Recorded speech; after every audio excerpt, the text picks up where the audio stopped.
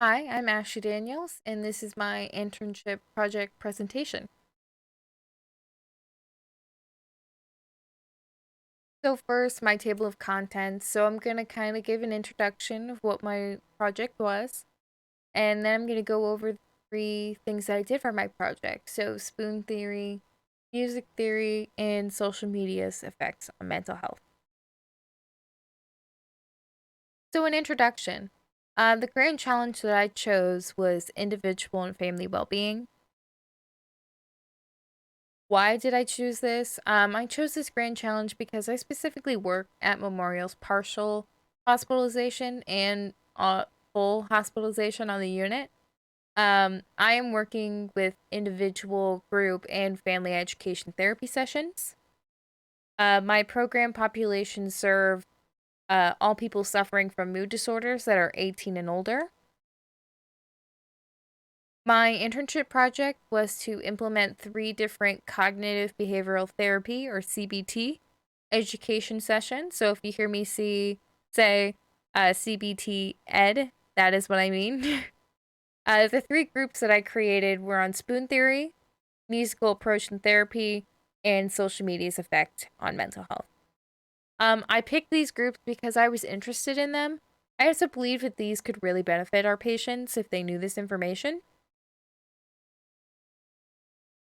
So the first group I did was on spoon theory. This theory was designed by Christine Miserandio, who suffered from chronic invisible illness. This theory uses spoons as a unit of energy, and this theory estimates how many spoons an individual task requires.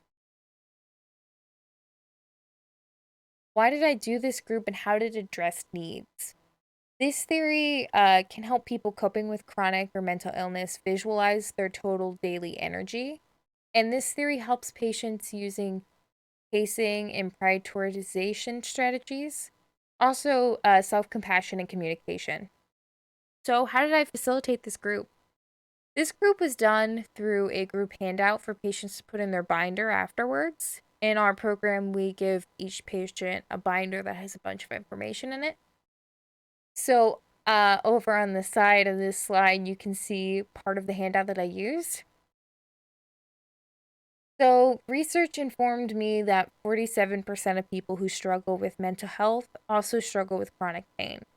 And then practice informed research informed me that patients struggling with either or both mental or physical pain can be a lot harder on themselves and not have that self compassion that this theory teaches. Challenges I face for this group. This was one of the first groups that I did, and I had a TED Talk video that went along with this group.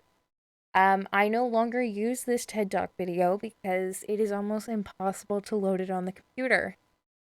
And for this being one of my first groups, I thought the world was ending when it didn't load. So, um, the group went fine. Lesson I learned from this was not everything is gonna go as planned, so be sure you can adapt. The next group that I did was musical approach and therapy. So, why did I do this group and how did it address needs?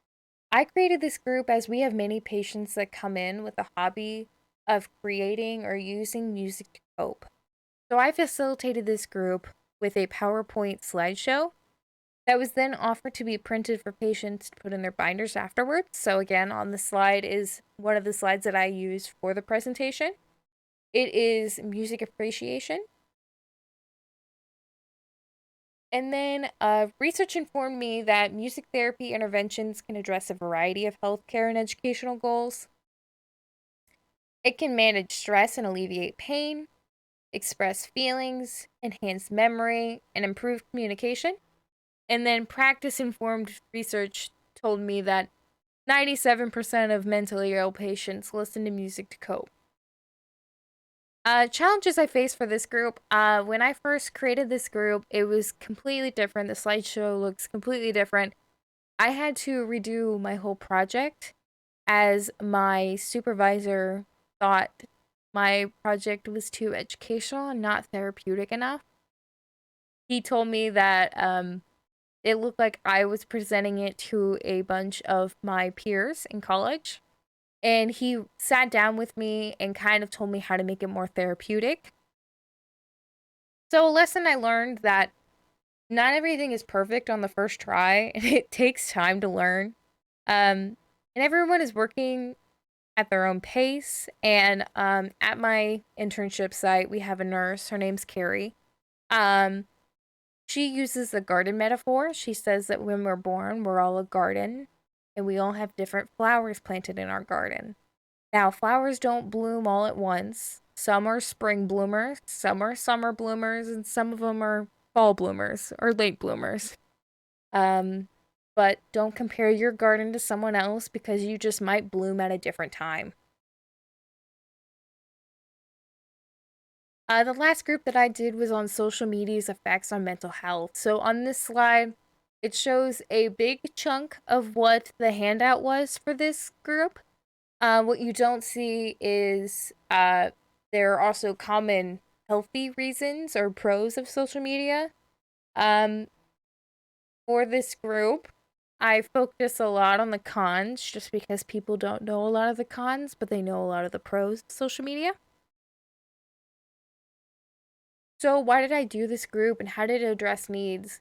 I created this group for patients who suffer from comparison on social media, where it shows people living their perfect lives.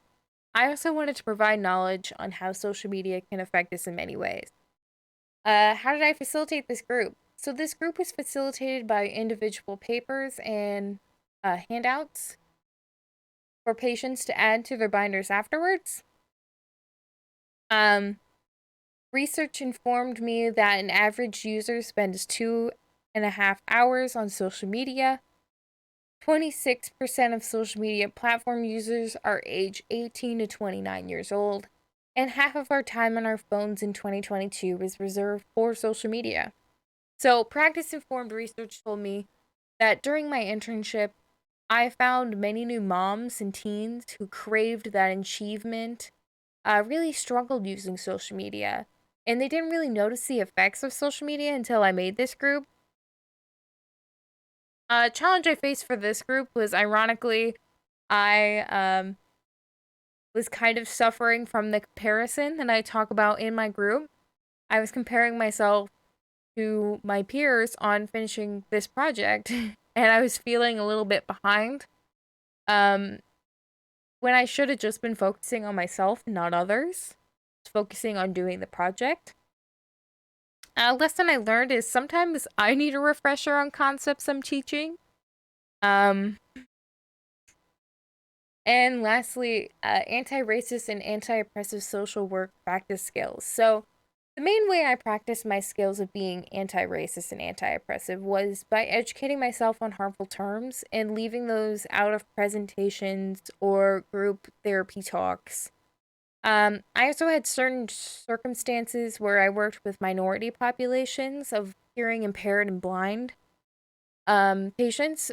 With these instances, I made sure to adapt my presentations to fit their needs. So, the patient I had who was hearing impaired, I wore a clear mask so she could read my lips. This was the most comfortable way for her to understand me and the other people in the group.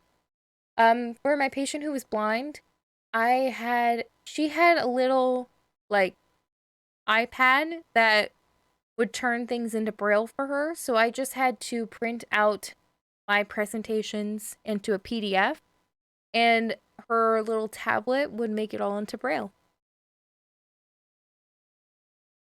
And these are my resources. And if you have any questions, please leave them down below. Thank you.